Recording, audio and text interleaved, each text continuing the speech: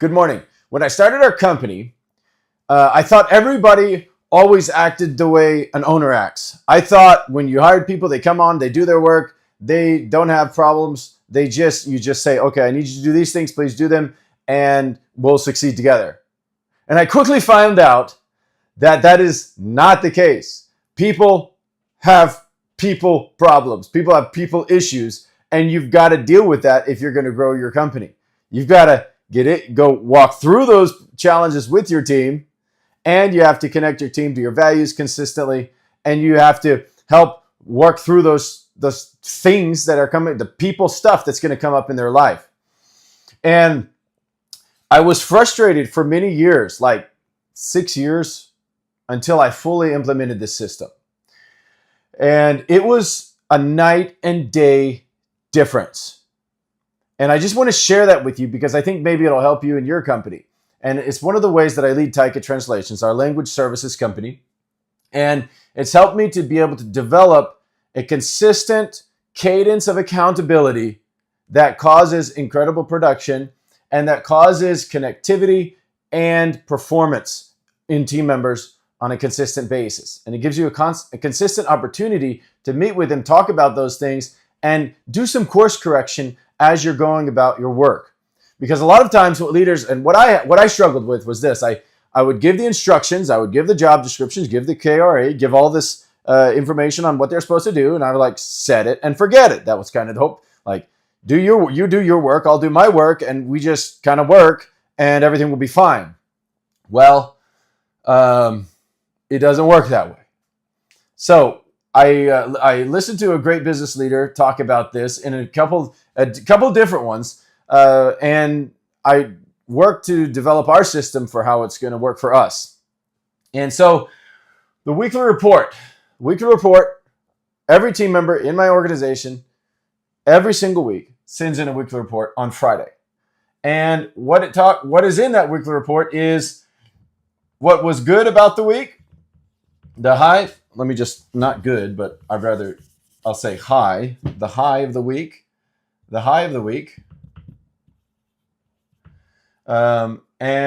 the low of the week. And then there's just a question that says anything else. This is not complicated, guys. This is super simple. Anything else? Oops, sorry. Anything else? Come on, Jason, spell. And so the high, the low, and anything else. That's the three questions that they answer on Friday. What was your high of the week? What was the low of the week? And is there anything else? And one of my team members asked, so what do I put, what can go into this weekly report? And at first I was like, oh, well, just stuff about your work. And as I went over time, I understood that no, not just stuff about your work, because work is more than just work. People are more than just their work. That means we need to add, just let them, it's like make it a free entry program. Whatever you want to write about what the real high of your week was. Did I run 20 kilometers this week? And was that an awesome high for me? Or did my dog pass away and I feel really sad? Or, am I having trouble in my relationship with my mom or my dad or my grandparents? Or something going on in life, or some of my relatives in the war zone in Ukraine. I mean, all this kind of stuff I've had come through these weekly reports. And when I started to do that, it gave me an incredible opportunity to be able to connect to the team member on their level, actually understand what the world's going on in their life. It reminds me, to be a great leader, you need to connect with the people that you're leading, and you need to understand them. And this weekly report gave me the opportunity to do that, but not just once in a while, on a weekly basis, that cadence happening again and again and again, because life happens all the time. It's a continuum. It goes forward, and we all have our experiences, and your team needs you to be connected to their lives if you're going to be able to understand what's going on and what they need so that they can do their performing activities the way you expect them to do it. Because they might be sad about something that happened in your life. You have no idea about it, and it had affected their performance. And you just look at their performance and are like, hey, dude, fix yourself. You're not performing. But they're super sad about this thing over here, and you know nothing about it. And so that's why the weekly report, highs, lows, we want to celebrate with our team when they have awesome moments. A child is born, a birthday, all these high moments. We want to grieve with our team when they have lows.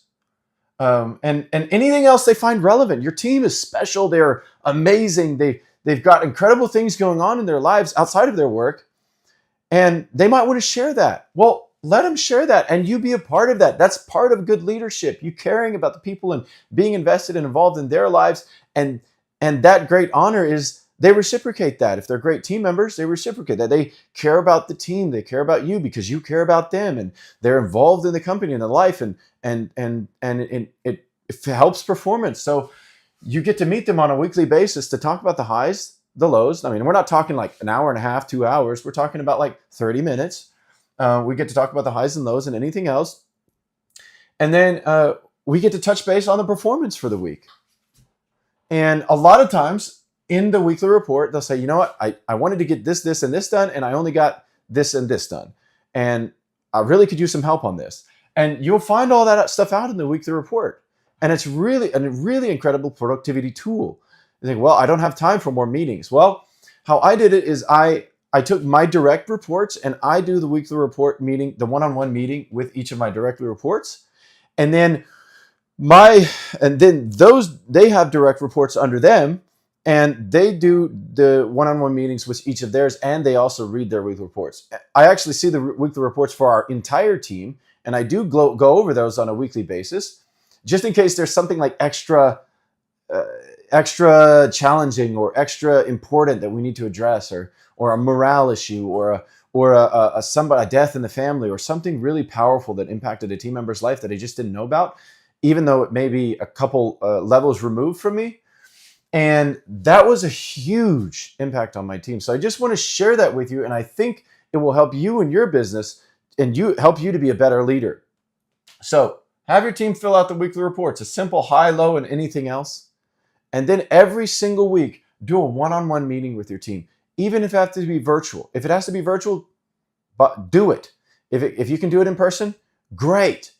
But sit down and talk to your team members, deal with the highs and lows, deal with their humanity, and they will help you to grow your organization. This isn't for selfish gain, but it's to enhance the whole experience and improve you as a leader, being able to understand your role is not only to make your company prosper, but it's to lift everyone in your organization.